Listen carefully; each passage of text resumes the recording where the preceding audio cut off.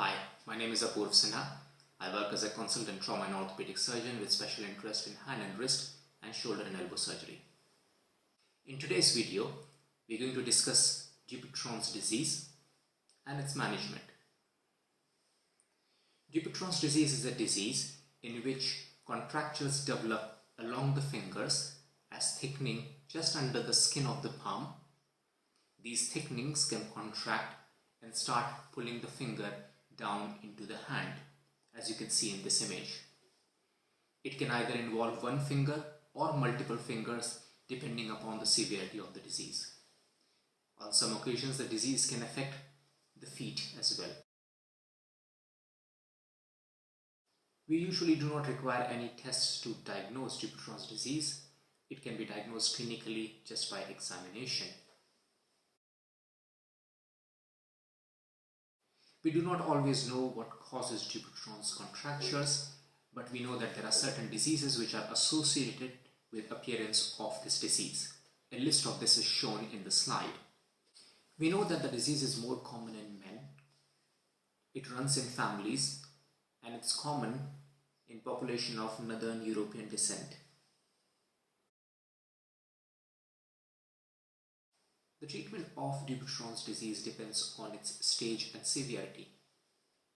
If the disease is present only in the palm and you can still straighten your finger, which can easily be tested by Houston tabletop test, and if you can put your hand flat on the table, that's a good sign that the disease is quite mild and it can be treated non-operatively.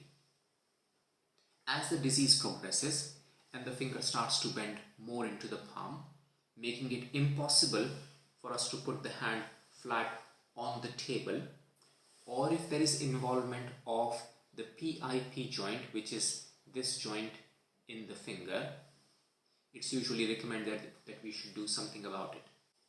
The invasive procedures which can be done to correct the deformity, these can include measures like a needle fasciotomy in clinic, a limited fasciectomy, a full fasciectomy, or a dermofasciectomy.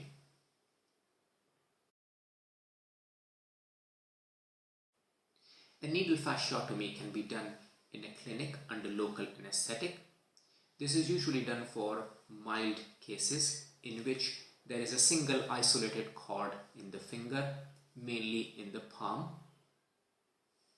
As you can see in this video, after local anesthetic infiltration, a small needle is used to divide the cord under the skin, and once this is done, it results in straightening of the finger.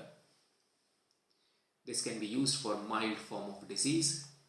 Special care has to be taken while doing this procedure as the nerves and vessels can be in close proximity.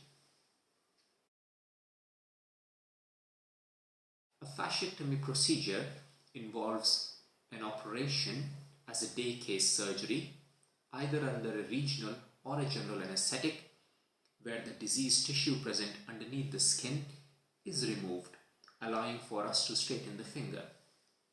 The skin is then closed in a zigzag fashion to allow for any future contracture which can happen in the scar. The hand is then supported in a splint for a few weeks, and regular physiotherapy and exercises are undertaken. It's very important to get involved in the therapy and exercises to get the best outcome after the procedure.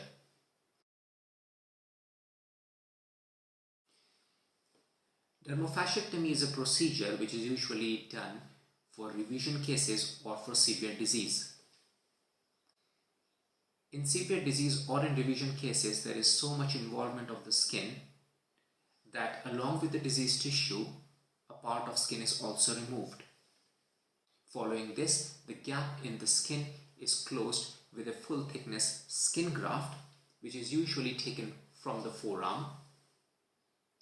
When a skin graft is used for a fasciectomy procedure, it is called a dermofasciectomy. As with any other procedure, there are risks associated with Dupuytren's disease surgery. These include risk of bleeding, infection, scar tissue formation, small risk of damage to nerves and vessels, which is more common in severe disease or in revision surgery.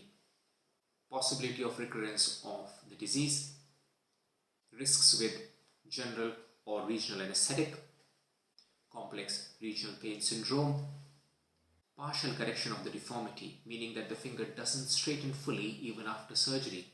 This is usually seen in revision cases or in severe contractures.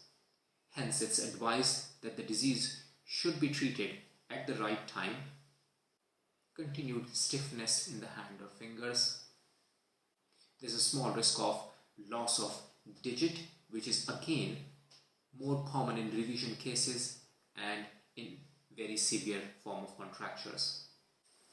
If you require any further information, you can visit our website and you can ask any questions that you have when you see us in clinic. Thank you.